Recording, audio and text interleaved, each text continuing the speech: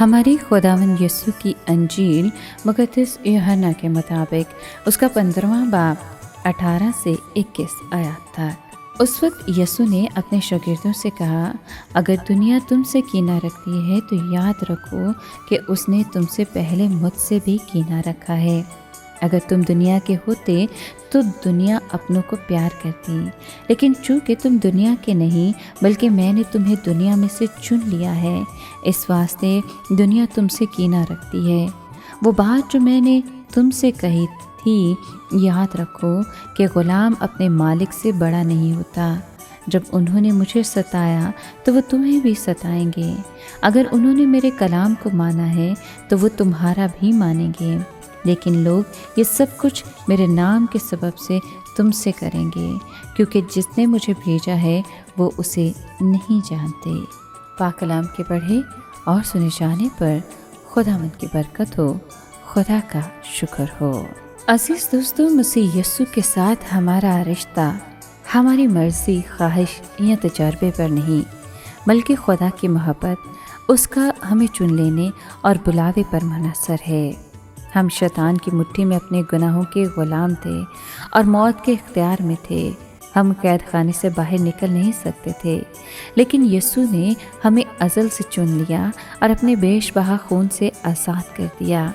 اس نے ہمیں اپنا دوست بنا لیا اور ابنیت کا حق کا وارث بھی بنا دیا۔ مسیح یسوع نے جب صلیب پر ہمارے گناہوں کا کفارہ ادا کیا تب سب لوگوں کو چن لیا، لیکن سب مسیح یسوع کے بلاوے کو نہیں سنتے، بلکہ گناہ کی دلدل میں رہنا پسند کرتے ہیں۔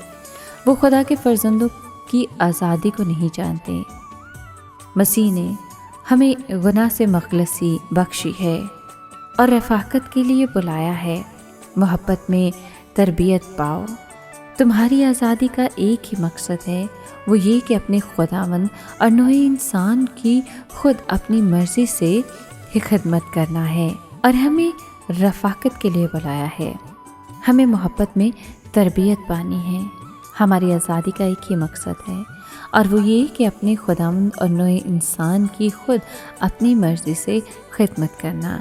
غلاموں کی طرح ہمارے ساتھ کوئی زبردستی نہیں کی جا رہی۔ یسوع محبت کی خاطر خود اپنی مرضی سے خادم بنا۔ وہ ہمارے لیے نمونہ ہے جو خود کی پرواہ نہیں کرتا، بلکہ اسے ہماری یعنی اپنے پیاروں کی فکر لاحق رہتی ہے۔ ہم میں سے ہر ایک شخص فرشتہ نہیں ہے۔ ہمارے دلوں میں بھی برے خیالات نکلتے ہیں، لیکن مسیح کے فضل کے باعث ایک نیا روح ہم پر نازل ہوتا ہے۔ توبہ کا مطلب دل میں آئی ہوئی تبدیلی ہے۔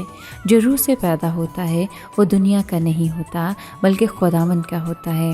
یسوع نے ہمیں اس دنیا میں سے چن لیا ہے، اور اس پر یسوع نے ہم سے ایک عظیم وعدہ کیا ہے، اور وہ یہ کہ لوگ تمہیں ستائیں گے اور تم سے لڑیں گے، پھر بھی ان میں سے بعض لوگ تمہاری گواہی سنیں گے، جیسا انہوں نے یسوع کی گواہی سنی تھی۔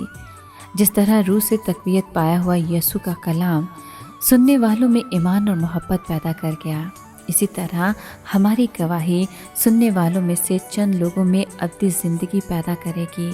ہر مسیحی اس مخالفانہ دنیا میں مسیح کا سفیر ہے، لہٰذا ہمیں آسمانی بلاوے کو صحیح ثابت کر کے دکھانا ہے۔